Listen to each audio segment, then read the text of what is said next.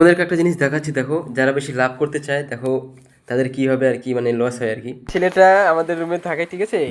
তো এই ছেলেটা কি করছে, 100 টাকা দিয়ে এই বক্সটা নিয়ে আসছে। সামনে যে বক্সটা দেখতে পাচ্ছ সেটা হচ্ছে 100 টাকা দিয়ে নিয়ে আসছে হাটের থেকে।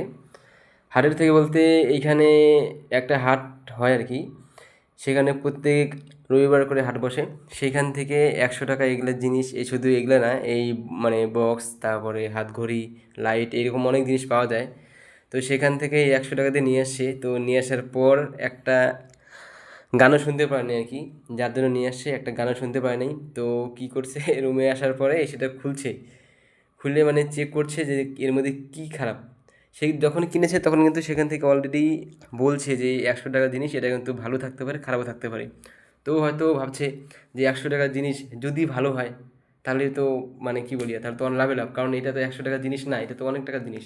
যদি 100 টাকা দিয়ে ভালো জিনিস পাই আর কি। তো এইভাবে নিয়ে আসছে, তো আনার পরে একটাও গান শুনতে পারে নাই। তো বেচারা রাইগে টাইগে দেখো বক্সটা পুরো খুলিয়ে ফেলছে।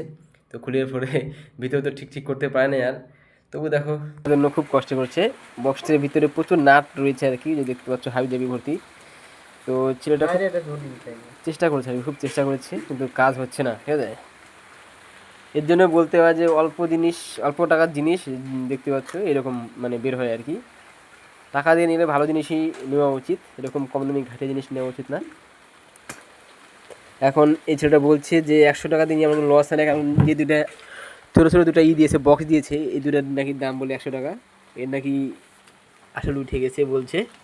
এই হচ্ছে সেই বোর্ড, এই যে বক্স, লিটিল লিটিল বক্স তোমরা দেখতে পাচ্ছ, ভেরি ছোটো ছোটো বক্স, এর মধ্যে দুইটা চুম্বুক রয়েছে।